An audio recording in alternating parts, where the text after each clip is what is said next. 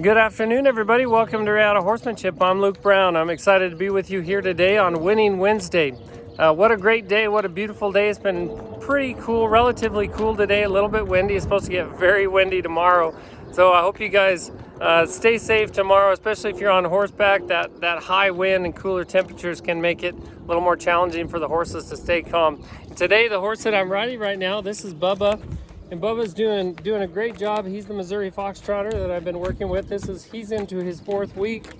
We're in the middle of his fourth week, and he's actually going to be going home on Friday doing his last session. There's a lot of things we've worked on with him today.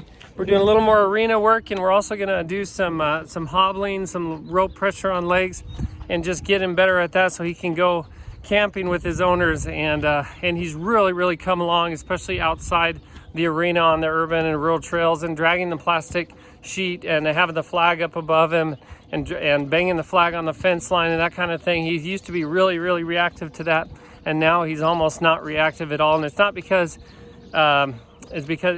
he's shutting down. It's because he's totally relaxed to it. And that's where we want to get. And if you can see back behind me, there's a horse back there. She's ground tied. She's been ground tying for about 30-45 minutes now. That's Zal, and Zal is I believe she's around 10 years old, and she's a Mustang mare that came to me for some work. She to get started in training. She had a little bit of work, but very little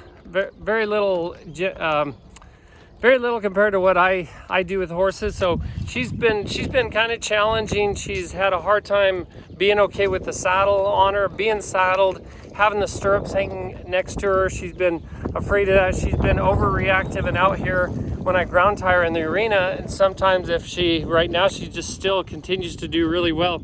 But she's had a few moments in the last few days where she lost composure, started to trot, then started to run and buck and run around the arena and bucking and stuff. So she's overreactive that way, but she's coming along. She's learning to accept the saddle, and I've ride her, and she's never bucked with me under saddle, but she's bucked when she gets loose and starts to run, just gets that higher speed with the saddle on and the stirrups banging on her side. So but she's coming along really well. Her owner is actually gonna be taking her home this weekend, and she's a higher level rider, so she's going to be taking her from here. And basically I'm just happy with Zal, just being able to get her under saddle and get her with some rides, and with some successful rides, so her owner can continue that work at her place. I look forward to finding out how they do in the future.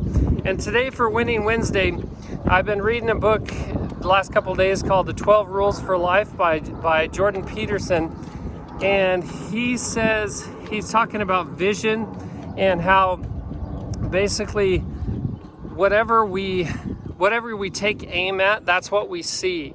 And I can't remember the quote exactly, but whatever you aim at, that's what you'll see. And if you don't take aim, if you're not aiming at something, if you don't have a focus on something, you will literally not see it. And it not only is that true physiologically with our own eyes, because our eyes are they have a one focal point that's good at looking at something and paying attention to detail, but all the rest of our vision is more like peripheral vision, and we can miss a lot if we're not focused on that exact thing.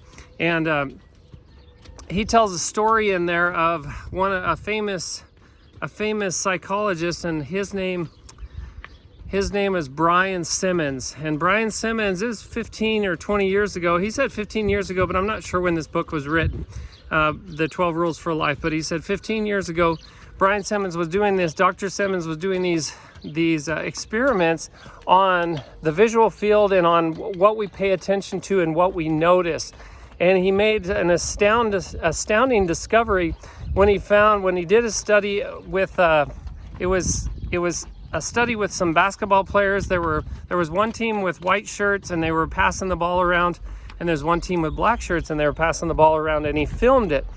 And then he took that footage and he showed it to a bunch of participants of the study, and he said, he asked them to count the number of times the white shirted players passed the ball to each other. And most of the participants got the answer correctly. They said it was 15 times. they've passed the ball 15 times. And he said, yes, that's correct. Dr. Simmons says that's correct. And then he asked, now, how many of you saw the large gorilla in the middle of the screen? And 1 out of 2, half of the participants never saw a large gorilla in the screen. And so they went back and they rewatched the video, but this time they didn't count. They weren't paying attention to how many times the ball was being passed. They were just looking for the gorilla. And sure enough, 100% of the participants saw the gorilla, this large, it was probably a man dressed in a gorilla suit, runs out in the middle of the floor, and he starts beating his chest and jumping around. And it was as clear as day. And the people that didn't see it initially were just dumbfounded as to why they didn't see that gorilla standing right in the middle of the screen. And the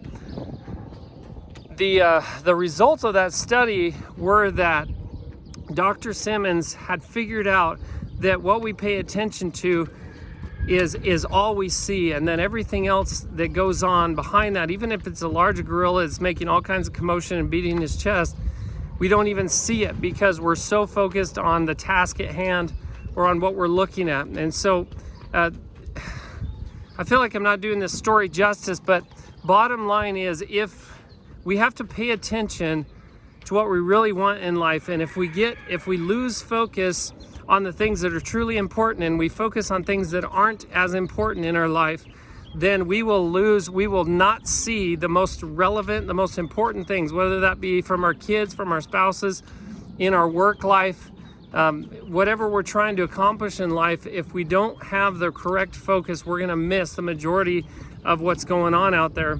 And that can go for anything in life. But I think it's important that we take aim at what we truly want and focus on it.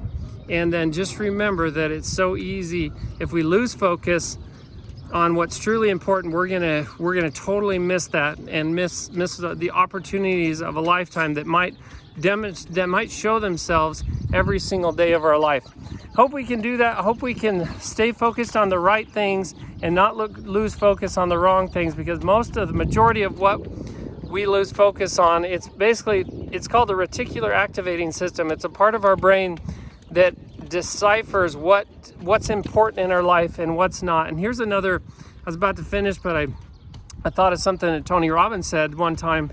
He said, if you might never see, I think he called it a white Saab, like a vehicle.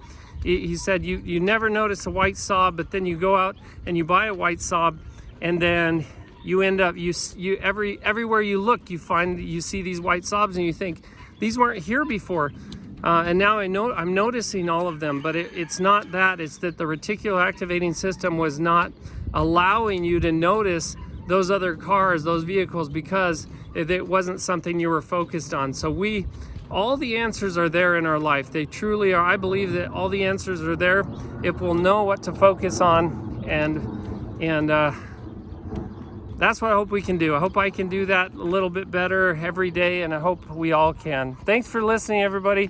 Until next time, be thankful, live with purpose, live with passion, and as always, stay safe in the saddle.